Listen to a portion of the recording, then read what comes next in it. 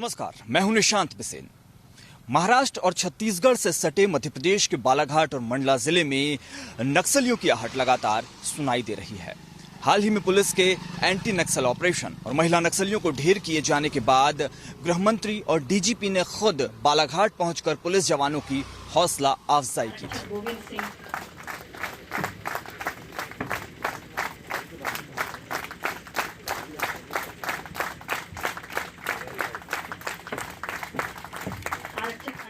दरअसल छत्तीसगढ़ और महाराष्ट्र में वारदातों को अंजाम देने के बाद नक्सली बालाघाट और मंडला जिले को शरण स्थली के रूप में इस्तेमाल करते रहे हैं। लेकिन हाल ही में नक्सलियों की मौजूदगी और उनकी गतिविधियों को देखते हुए सुरक्षा बल और पुलिस के कान खड़े हो गए।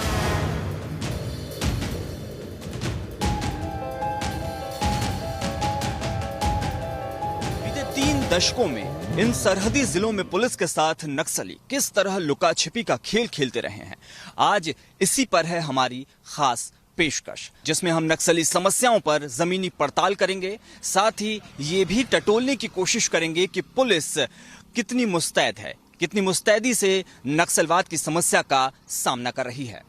तो चलिए करते हैं सफर की शुरुआत।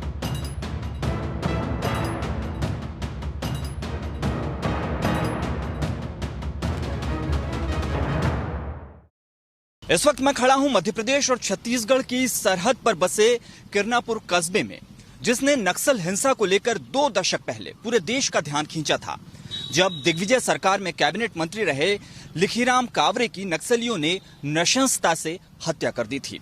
लिखीराम कावरे महाकौशल के कद्दावर नेता थे।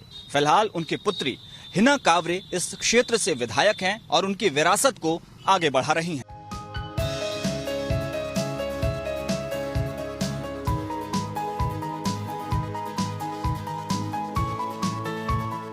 इस वक्त मेरे साथ हैं लांजी की विधायक हिना कावरे, जिनके पिता स्वर्गीय लिखीराम कावरे कैबिनेट मंत्री थे मध्य प्रदेश में और परिवहन मंत्री रहते। नक्सलियों ने नृशंसतापूर्वक उनकी हत्या की थी। हिना जी, बीते 2 दशकों में आप नक्सलियों के खिलाफ पुलिस और सरकार की लड़ाई को किस तरीके से देखती हैं? और एक अहम बात, उस परिवार का आप हिस्सा हैं जिन्होंने नक्सलियों के दंश को देखा है। आपका बचपन उस डर के साए में बीता और फिर आपने दृढ़ता से अपना मुकाम हासिल किया। ये पूरी लड़ाई किस तरीके से चल रही है? देखिए, नक्सल का जहाँ तक मैं मानती हूँ कि जिस तरीके से सरकार चाहे कोई भी हो, हमेशा उनका मुकाबला डटकर करने से ही आगे का रास्ता साफ होता है। और अभी जो क्षेत्र में जो विकास के काम होते हैं, चाहे वो स्कूल हो, रोड हो, पुल पुलिये हो, ये जिस तरीके से जब काम होते हैं उस इलाके में, तो उस पर काफ़ी अंकुश भी लगता है।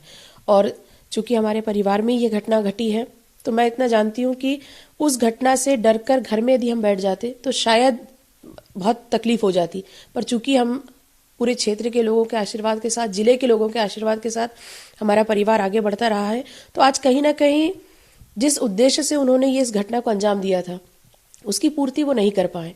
मेरे पिता की पूर्ति तो कभी नहीं हो सकती, लेकिन उनकी सोच को हम आगे लेकर चल रहे हैं।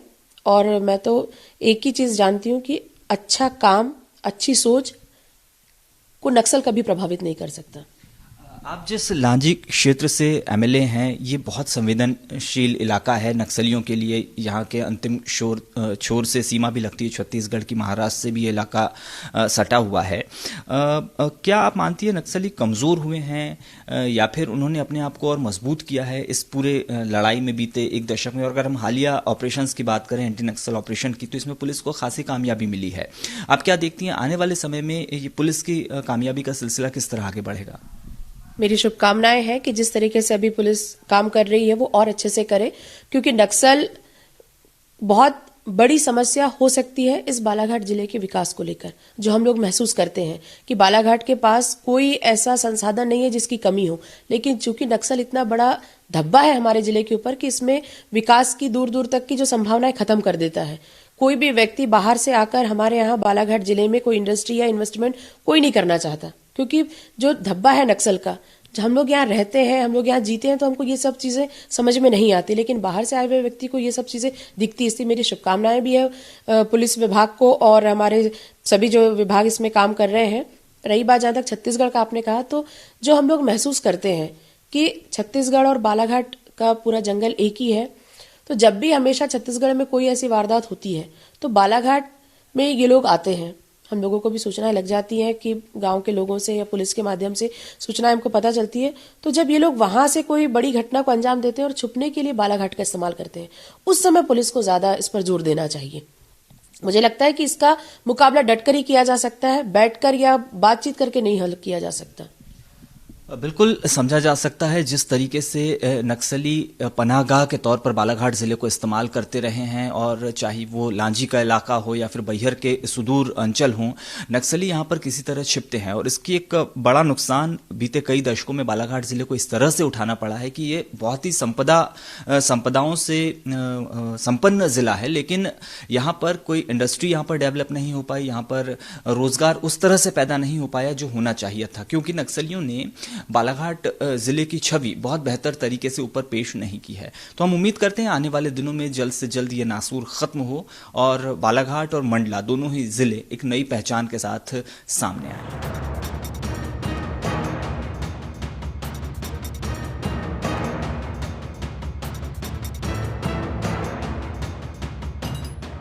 नक्सलियों की करतूतों और उनकी गतिविधियों वाले क्षेत्रों में चलने से पहले आइए एक नजर डालते हैं उस सिस्टम पर जिसके अंदर में नक्सली काम करते हैं।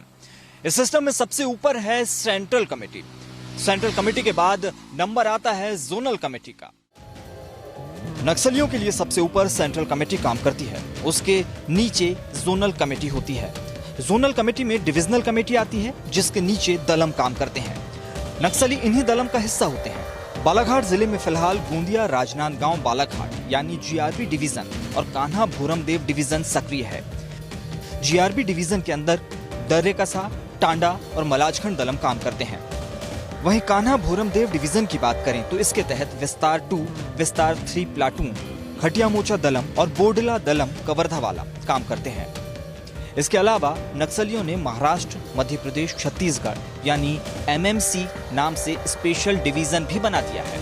अगर पुराने दलों की बात करें तो परसवाड़ा दलम फिलहाल निष्क्रिय है।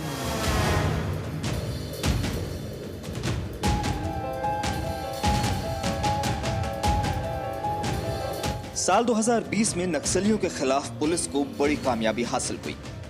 17 सितंबर को मलाजखंड के बांधाटोला सामनापुर में पुलिस ने 22 वर्षीय नक्सली बादल उर्फ कोसा को जिंदा पकड़ने में कामयाबी हासिल की। इस पर 8 लाख रुपए का इनाम था। बादल विस्तार प्लाटून 2 और खटिया मोचा एरिया कमेटी का सदस्य था। 6 नवंबर को बैहर के मालखेड़ी जंगल क्षेत्र में 25 वर्षीय महिला नक्सली शारदा पुलिस एनकाउंटर में मारी गई। छत्तीसगढ़ के बीजापुर की रहने वाली शारदा पर मध्य प्रदेश और छत्तीसगढ़ में कुल 8 लाख रुपए का इनाम था। शारदा खटिया मोचा दलम और विस्तार प्लाटून 2 से संबंध रखती थी। 11 दिसंबर को बोरबंद सिरका के जंगल में गढ़चिरौली की रहने वाली नक्सली शोभा पुलिस के साथ एनकाउंटर में ढेर हुई, जिस पर एमपी, महाराष्ट्र और छत्तीसगढ़ में मिलाकर 14 लाख रुपए का इनाम था। शोभा मलाजखंड दलम का हिस्सा थी। इसी एनकाउंटर में बस्तर की रहने वाली 24 वर्षीय महिला नक्सली सावित्री को भी पुलिस ने मार गिराया। इस पर भी 14 लाख रुपए का इनाम था। सावित्री दर्रेकसा दलम का हिस्सा थी। इसी तरह मंडला जिले में भी नक्सली अपनी मौजूदगी का एहसास कराते रहे। 13 मई को मवई में नक्सलियों ने आगजनी की घटना की थी। वहीं जून में मोतीनाला के जंगलों में सर्चिंग के दौरान नक्सली राकेश होडी और साथी पेड़ के नीचे बैठे दिखाई दिए, हालांकि वो भागने में कामयाब रहे। इसी तरह 7 जून को मोतीनाला के जंगलों में वर्दीधारी नक्सलियों ने पुलिस पर फायरिंग की थी। यहां नक्सलियों से 4 लाख रुपए बरामद हुए थे। हालांकि पुलिस और नक्सलियों के बीच आंख मिचौली के इस खेल में सितंबर में झाम सिंह नाम के आदिवासी का एनकाउंटर भी सुर्खियों में रहा, जिसने मध्य प्रदेश और छत्तीसगढ़ की सियासत में खलबली मचाई। झाम सिंह को बेकसूर बताते हुए आदिवासी संगठनों ने कथित फर्जी एनकाउंटर को लेकर पुलिस और सरकार की घेराबंदी भी की थी। आइए रुख करते हैं कान्हा नेशनल पार्क के उन इलाकों का, उन गांवों का, जहां हाल के दिनों में नक्सल गतिविधियां देखी गई हैं।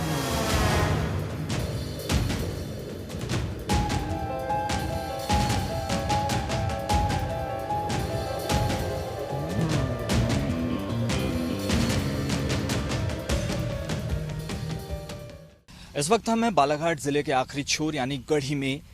इन दिनों कान्हा भोरमदेव डिवीजन, जो कि नक्सलियों का डिवीजन है, वो लगातार सुर्खियों में है। हाल ही में पकड़े गए नक्सलियों की आमद इस क्षेत्र में ज्यादा देखी गई है। महाराष्ट्र और छत्तीसगढ़ में बढ़ते दबाव के बीच नक्सलियों के लिए ये नई पनाहगाह है। केबी डिवीजन इसी तरह की कोशिश है, जिसमें कान्हा नेशनल पार्क की सीमा से नक्सलियों ने मोतीनाला और बिछुआ होते हुए मंडला के रास्ते अमरकंटक और अनूपपुर जिलों में पैठ बनाने का प्लान बनाया है। नक्सलियों का फोकस अपने नेटवर्क के विस्तार पर है, जिसके लिए वो कान्हा पेंच कॉरिडोर का भी इस्तेमाल कर रहे हैं। इस इलाके में लोगों से बातचीत से पहले आइए एक नजर डालते हैं बीते 3 दशकों की बड़ी नक्सली वारदातों और पुलिस की कामयाबी पर। नक्सलवाद की आग में आज तक बालाघाट जिले में 38 पुलिस जवानों की जान गई है।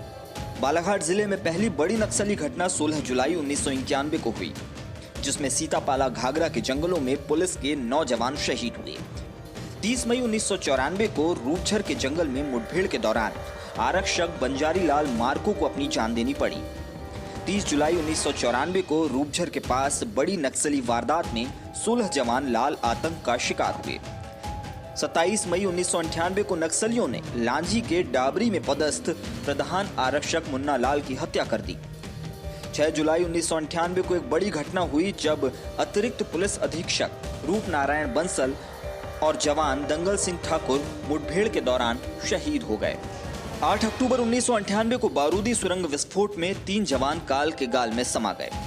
3 दिसंबर 1998 को परसवाड़ा थाने के प्रधान आरक्षक सेदन लाल पटले वीर गति को प्राप्त हुए।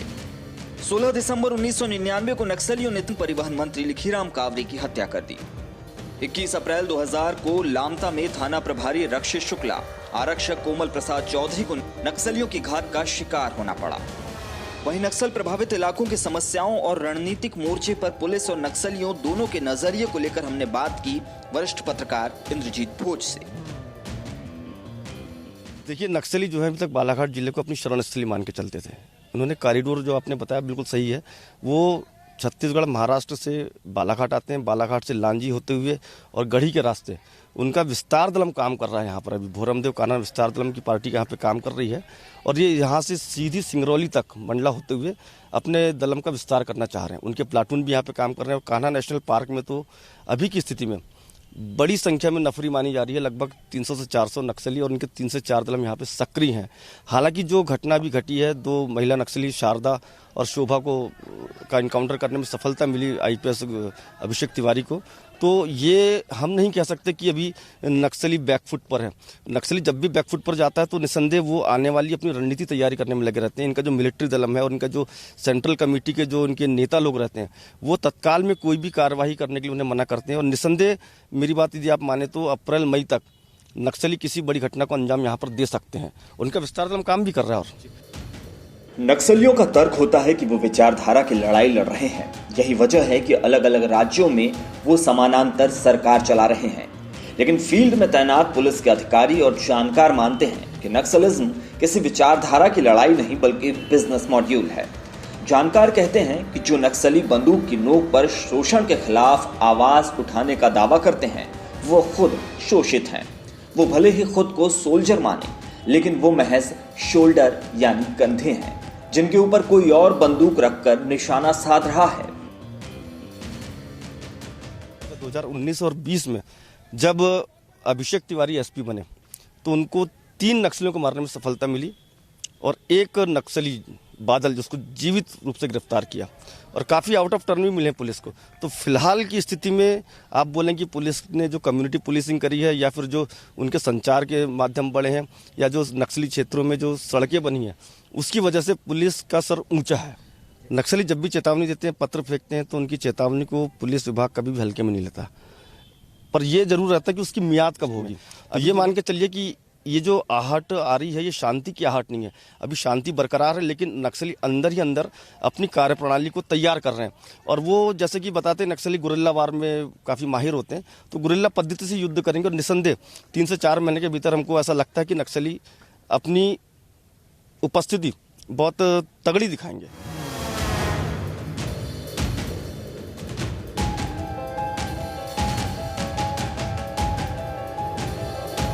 कान्हा के अलावा बालाघाट जिले का लांजी क्षेत्र भी बेहद संवेदनशील माना जाता है। यहाँ की सीमा छत्तीसगढ़ के राजनांदगांव और के गोंदिया जिले को छूती है। छत्तीसगढ़ से नक्सली सीतापाला, कट्टीपार, धीरी मुरुम के रास्ते होते हुए लांजी के जंगलों में पहुंचते हैं। इन क्षेत्रों में बसे आदिवासियों को अपने संगठन से जोड़ने के लिए नक्सली उन्हें वेतन, भोजन, कपड़े और परिवार की जिम्मेदारी उठाने की बात कहते हैं। आदिवासी अगर नक्सलियों के संगठन से जुड़ भी गए तो फिर उनकी वापसी का रास्ता हमेशा के लिए बंद हो जाता है। अगर वो घर वापसी की सोचता भी है तो पुलिस उसका इंतजार कर रही होती है। साथ ही गांव वापस लौटने की सोच उसे नक्सलियों के राडार पर भी ला देती है। ऐसे में परिवार की चिंता और अपनी फिक्र के बीच वो नक्सलवाद की राह पर चलता जाता है।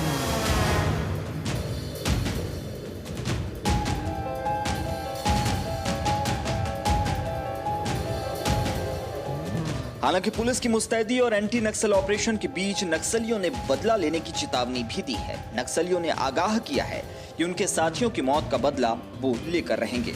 यही वजह है कि इस वक्त कान्हा के जंगलों से सटे इलाकों में चप्पे चप्पे पर पुलिस की नजर है।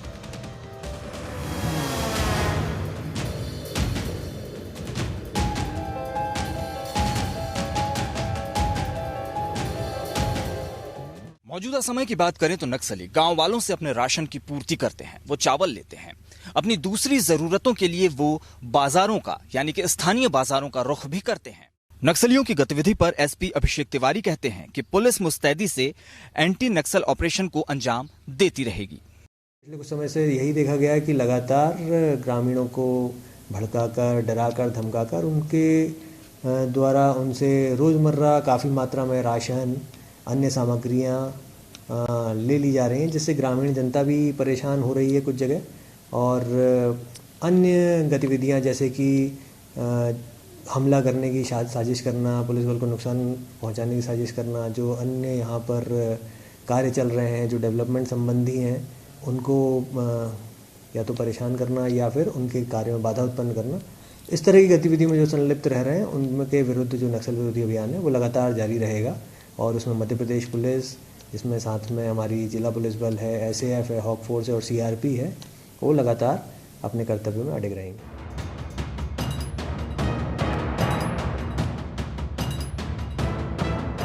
बीते कुछ समय में पुलिस का इंटेलिजेंस सिस्टम बेहतर हुआ है। अप्रोच रोड और मोबाइल टावर नेटवर्किंग बेहतर होने से भी सूचनाएं अब पहले के मुकाबले ठीक तरीके से मिल पा रही हैं। गृहमंत्री नरोत्तम मिश्रा ने भी कहा है कि अगले बजट में जिले के नक्सल प्रभावित क्षेत्रों में 42 सड़कों का प्रावधान किया जाएगा। साथ ही इंफ्रास्ट्रक्चर, नेटवर्क कनेक्टिविटी और टावर को लेकर भी बजट अलॉट किया जाएगा। इसके लिए बालाघाट और मंडला जिले को सुरक्षा बलों की 6 कंपनियां दी जाएंगी। यानी नक्सलियों के खिलाफ लड़ाई में मोटे तौर पर 1000 जवानों का बल इन दोनों जिलों को मिलने जा रहा है। पुलिस पूरी मुस्तैदी से, अभी आपने देखा होगा इसके पहले बालाघाट में नक्सलाइट और बहुत बड़ा नक्सलाइट इनामी गैंग, उसको भी पकड़ा भी, धराशायी भी किया। और नक्सलाइट के पूरे मूवमेंट को भी हमारी पुलिस लगातार जंगलों में भी सर्च कर रही है। डाकुओं के प्रति अभियान और नक्सलाइट के प्रति अभियान, ये दो जो एक समय में स्थायी समस्याएं थी, उन दोनों पर पूरी तरह से नियंत्रण कर। नक्सलियों को समाज की मुख्य धारा से जोड़ना सरकार और पुलिस की पहली प्राथमिकता में शामिल है।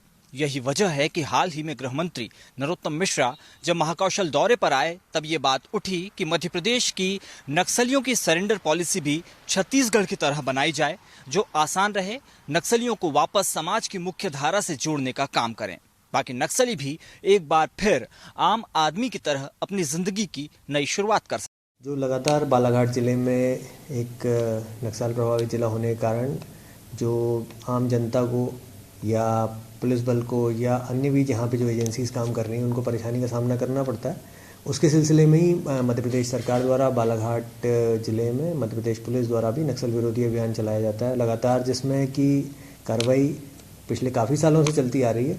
इस वर्ष भी हम लोगों द्वारा जो कार्रवाई की गई उसमें 2 या 3 मुख्य जो उपलब्धियाँ पिछले कुछ समय में मिली हैं। हमारा पूरा फोकस यही है कि हम हमेशा जैसे कि अपील भी करते हैं कि जितने भी यहाँ पर नक्सल दलम में सक्रिय यदि सदस्य हैं वो सबसे पहले उनको सीधा ये हम संदेश पहुँचाना चाह रहे हैं कि आप अपनी इस विचारधारा से हटके मुख्य धारा में शामिल हों, शासन की योजनाओं का लाभ उठाने के लिए आत्मसमर्पण करें और मध्य प्रदेश पुलिस, मध्य प्रदेश सरकार अपनी नीति अनुसार पूरा आपका सहयोग करेगी। छत्तीसगढ़ की तरह ही मध्य प्रदेश में भी लाल आतंक अपने पैर पसारने की जुगत में है। इसके लिए उसने चुना है उन जिलों को जो अब तक उसकी शरण स्थली माने जाते रहे हैं। यही वजह है कि बालाघाट और मंडला जिले में नक्सलियों ने कान्हा भोरमदेव डिवीजन के तहत अपनी गतिविधियों को तेज किया है। नक्सली जहां सक्रिय हुए हैं तो पुलिस भी अपनी पूरी मुस्तैदी के साथ, पूरे दमखम के साथ उनका सामना करने के लिए तैनात है। और इसका नतीजा है हाल ही में जिस तरह से नक्सलियों को ढेर किया गया, उससे पुलिस का मनोबल बढ़ा है। पुलिस और सरकार का मानना है कि इस लड़ाई में आखिरकार जीत सरकार और पुलिस की ही होगी, यानी सच की होगी। कैमरामैन शंकर बागड़े के साथ Nishant Bisen, Bansal news, Kanha national park, Balaghat, Mandla.